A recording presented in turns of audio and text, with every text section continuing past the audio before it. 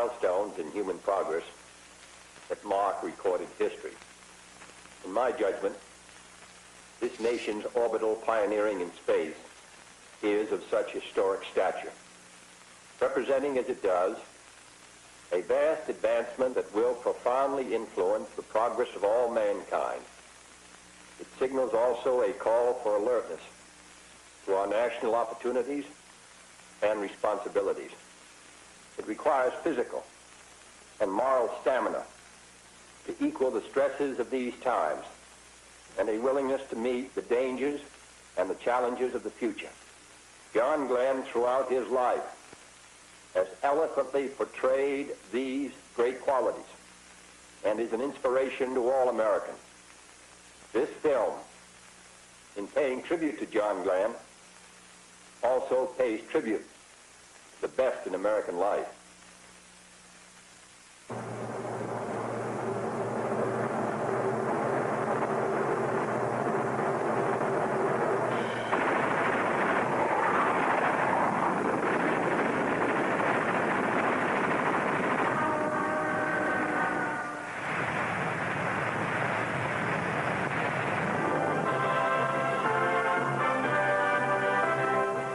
Concord, Ohio wasn't on many maps until February 20th, 1962. It came to fame in a single day with an American adventure that history will call the John Glenn story. Fashioned in the American image, this pleasant little city typifies a nation's ideal way of life.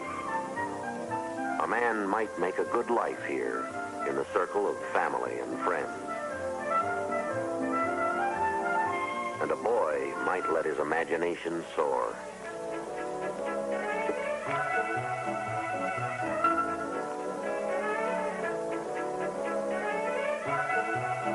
He might explore the wonders of the wide world all about him, life's simple mysteries, with bright discovery daily opening doors to knowledge. He can look away to distant places, to exciting adventures, hidden only by the horizon and the future. Like this boy, like boys everywhere, young John Glenn dreamed of the future as he looked to faraway new frontiers. Why, he might even learn to fly. This town and these people, they knew John Glenn as a schoolboy, as a teenager, and as a neighbor. Like Mayor Taylor, they followed his career as he blazed a trail across the high sky. I watched John Glenn grow up from a freckled-faced, red-headed lad into the man you all know today. John's youth and his life today are an example for all Americans to follow. New Concord High. Like these youngsters, John attended school here. His principal and teacher was Harford Steele.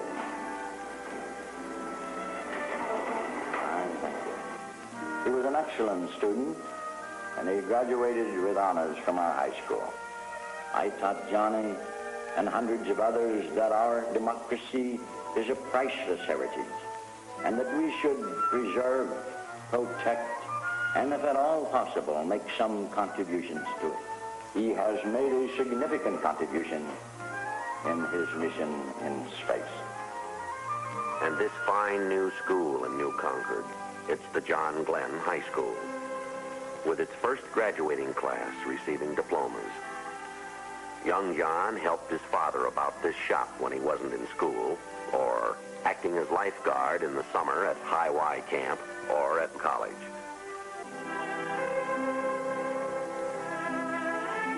John went on to college at Muskingum, right in New Concord.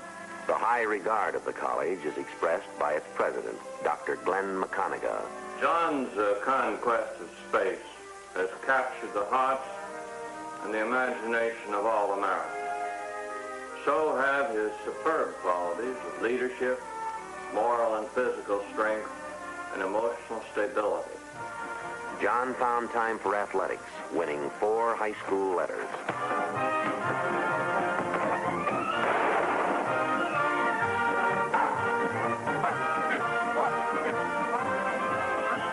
Muskingum coach Ed Sherman recalls John Glenn's athletic record. John played football right here on this field. He was captain of his high school team and played center for the college. He has proven the value of teamwork both as an athlete and later as an astronaut. Just like these boys, John took an active part in our physical fitness program. He proved that a good mind and a good body always go together. Campus discussions are inspired by the first orbital flight of an American. I think that John Glenn, by his flight, has given us an opportunity to see that while we have a chance to do something for our nation, too, maybe I'll even go somewhere sometime. We have the same opportunities that he had. Glenn proved by his flight that there are still many frontiers to be explored in Concord. And that just shows how very vital our education is if our future is to be go. Glenn always had a strong spiritual side, as Dr. Charles Moorhead recalls. John Glenn attended Sunday school and services at this church when he was a boy like Randy Bradley here. Let's attend services for a moment at John Glenn's church.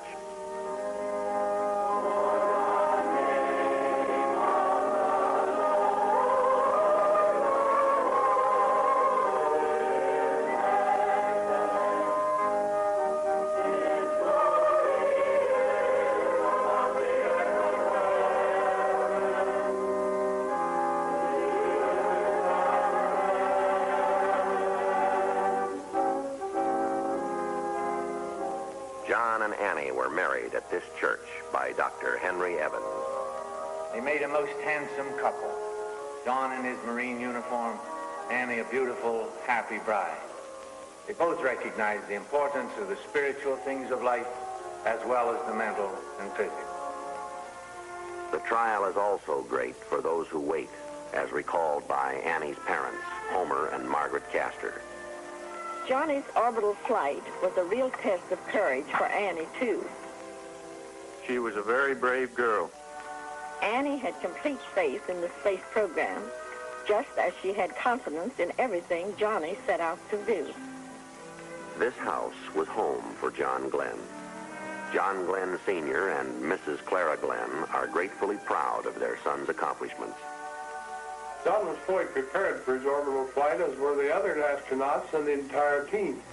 In a way, John has been preparing all his life for his venture into space. As a small boy, his idea of a holiday was a visit to the airport. And when he grew up, it was no surprise to us when he decided to learn to fly. Flight commanded young John's major interest. He had to learn to fly. World War II interrupted college. He received his first flying lessons from pilot Harry Clever. This is John's flight record with my comment after his first flight, which was eager to learn, relaxed, alert, and good coordination. He certainly has retained these flight qualities right into outer space.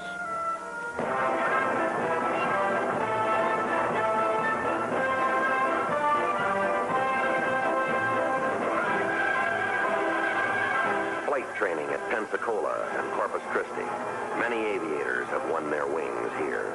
Like these cadets, John went on to Corpus Christi, Texas to learn about airplanes and navigation, with time also for physical conditioning and sports, and for religious inspiration. Like these naval aviators, to win his wings. The Navy's thorough training prepared Lieutenant John Glenn for wartime action in the South Pacific. Flying 59 missions in Corsairs like these, he joined in blasting enemy targets. Until there was peace, and Glenn returned to Corpus Christi as advanced flying instructor until Korea. Major John Glenn came back to combat to fly 90 missions, to shoot down 3 MiGs.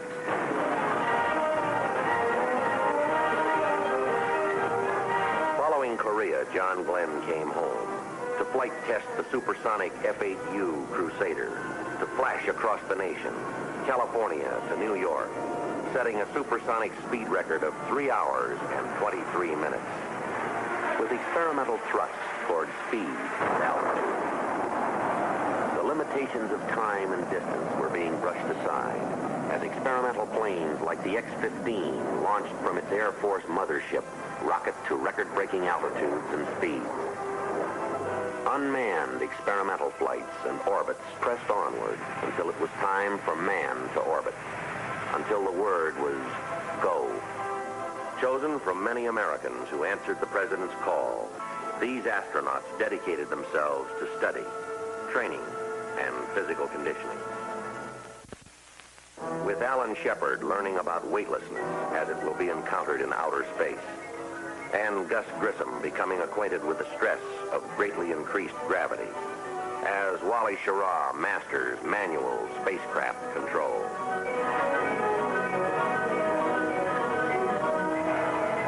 Years of engineering skill and scientific experimentation have gone into this historic Atlas launching. Its component parts have come from countless sources, devised and fabricated by many thousands of technicians in hundreds of United States cities.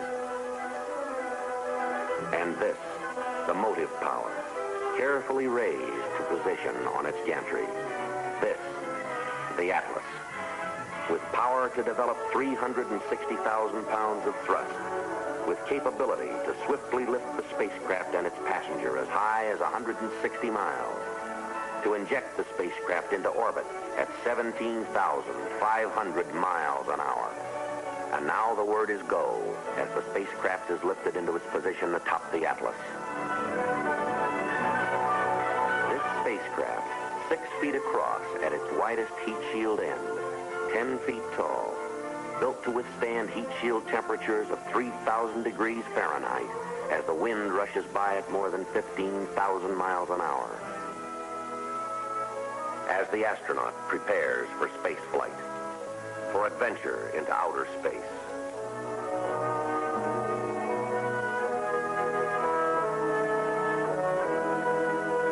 Mercury control waits and watches, with the Atlas standing ready to throb into life. Ready. Friendship 7 is ready. And so is John Glenn.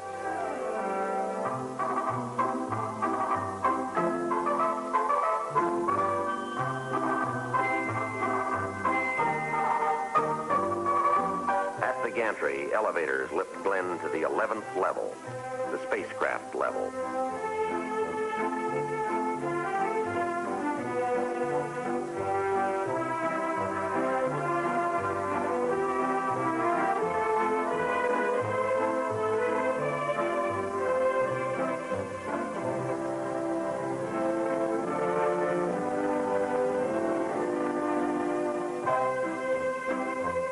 Glenn takes his place in Friendship 7, looking towards the unknown.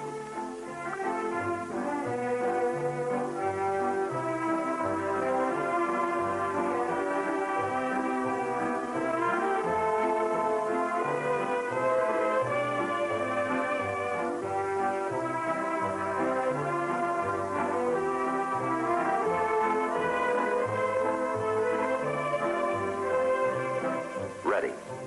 Mercury Atlas is ready, and so is the astronaut.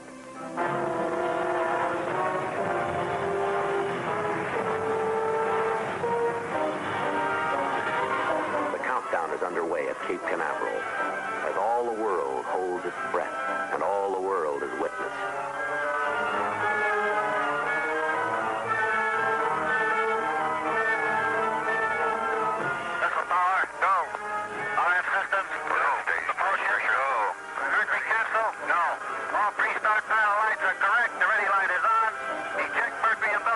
Godspeed, John Glenn. 5, 4, 3, 2, 1.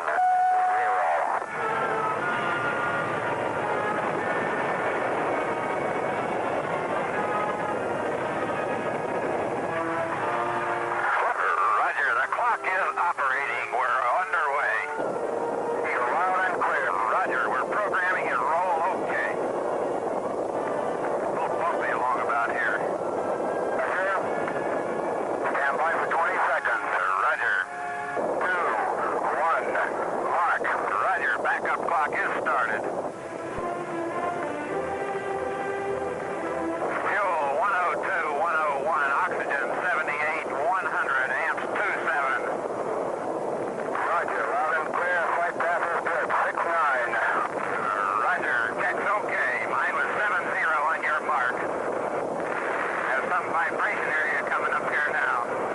We're smoothing out some now, getting out of the vibration area.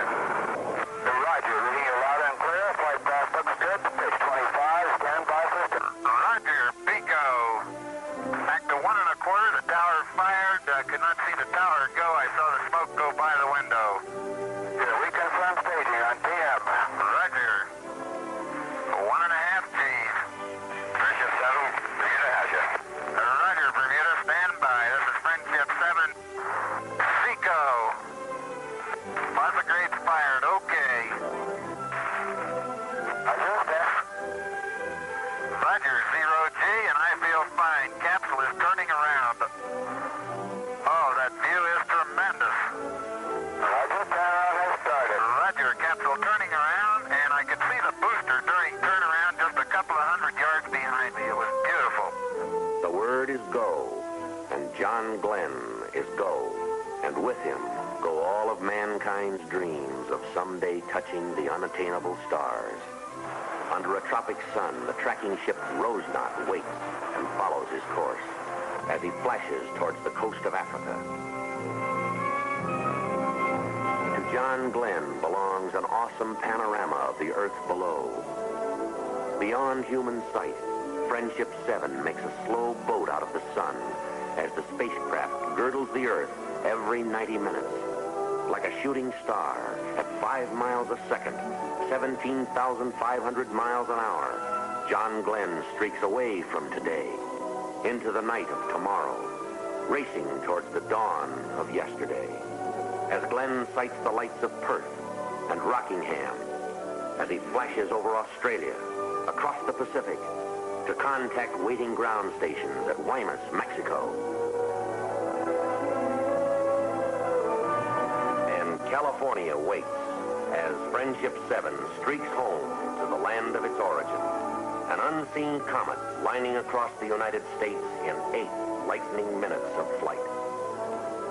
Completing 3 history-making circuits of the globe, John Glenn fires retro rockets to slow the spacecraft, to direct it back to Earth.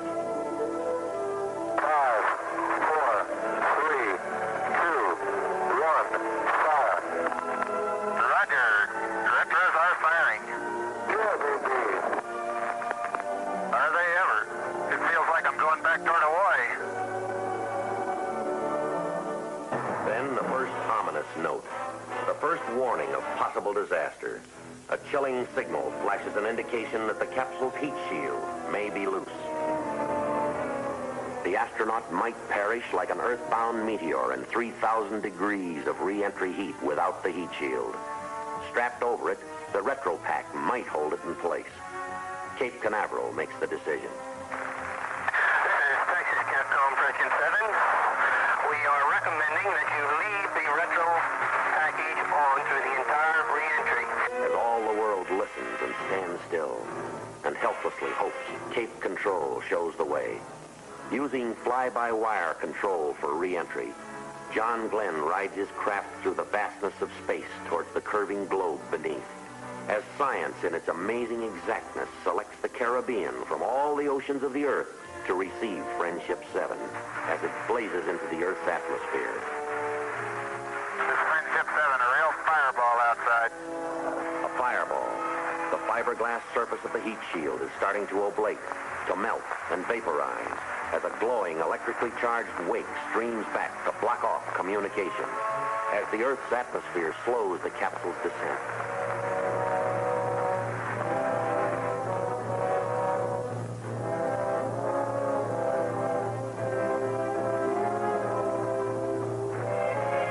Friendship 7. Stroke is out.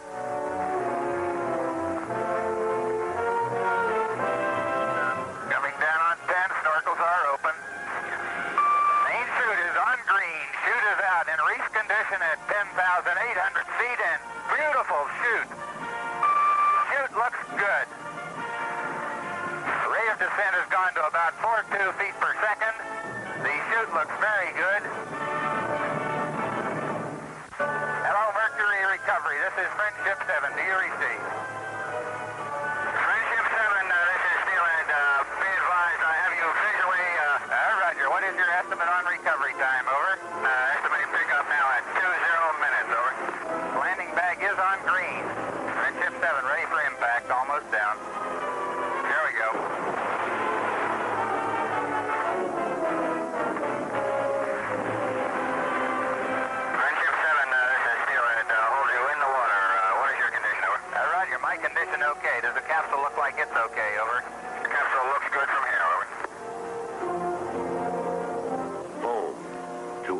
comes the Voyager.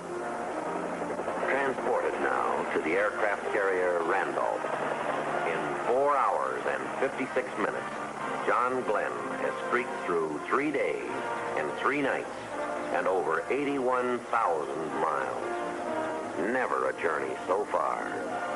Never a traveler so welcomed by the world.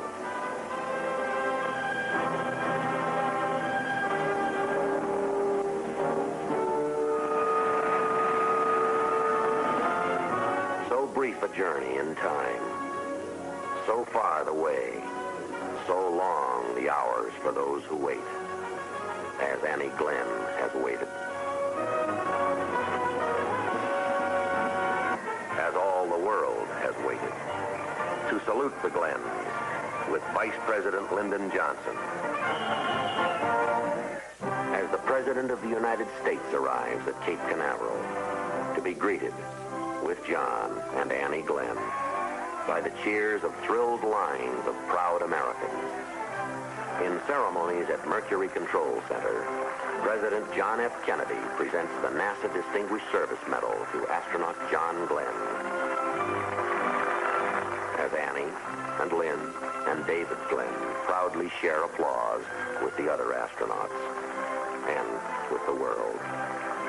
As John's parents learn firsthand about Friendship 7. As does Marine Corps Commandant General David M. Shoup and the President of the United States. And this rainy day in Washington is a happy day as the President and the astronaut arrive to drive through rain-washed, crowd-flooded streets to the White House for a reception as John and Annie Glenn with Vice President Lyndon Johnson greet distinguished guests, including astronaut Alan Shepard. Godspeed, John Glenn. Godspeed into the future. Into even greater accomplishment. Into the hearts of all Americans. Welcome to Washington. Welcome back to this planet.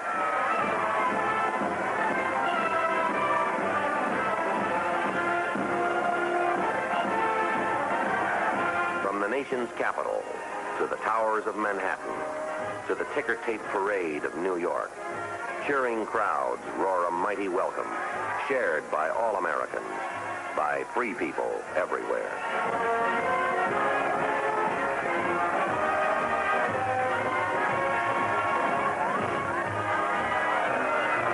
And across the land, the scene is the same, and the heart is the same, as John Glenn comes home to New Concord, Ohio.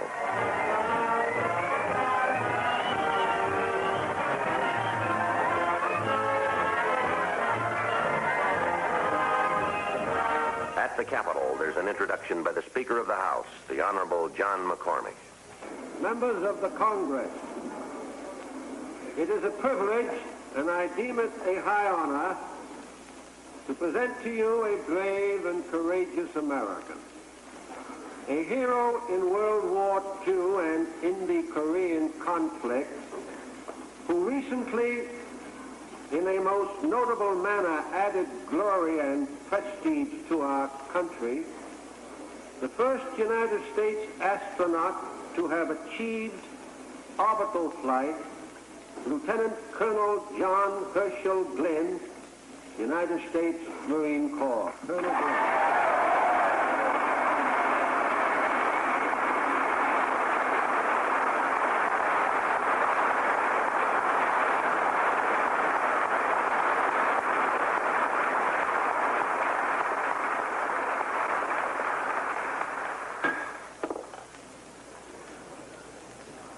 Mr. Speaker, Mr. President, members of the Congress,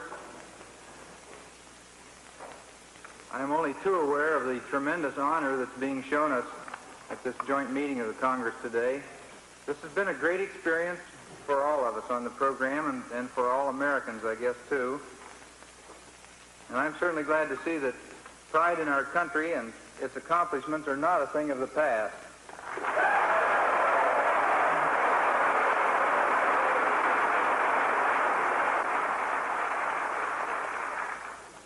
I know I still get a real hard-to-define feeling down inside when the flag goes by, and I know all of you do too.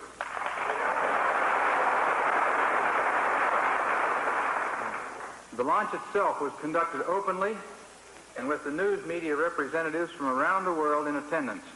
This is certainly in sharp contrast with similar programs conducted elsewhere in the world and elevates the peaceful intent of our program. Today, I know that I seem to be standing alone on this great platform, just as I seem to be alone in the cockpit of the Friendship 7 spacecraft. But I'm not. There were with me then and with me now thousands of Americans and many hundreds of citizens of many countries around the world who contributed to this truly international undertaking voluntarily and in a spirit of cooperation and understanding. We are all proud to have been privileged to be part of this effort, to represent our country as we have. As our knowledge of this universe in which we live increases, may God grant us the wisdom and guidance to use it wisely. Thank you. And crown thy good with brotherhood, from sea to shining sea. In the pattern of all our free American traditions, John Glenn's trailblazing venture into space has shown the way for human progress, for brotherhood around the world. His story speaks of people and places and industry, of the greatness that is America. It sings of the unselfish aims of a nation striving constantly for peace, directing all its power and persuasion toward the preservation of freedom. In its majesty and magnificence, this is the land. In all their historic greatness, these are the people. And the John Glenn story is their story. It throbs with a nation's restless energy. It soars with the adventurous spirit of Americans everywhere.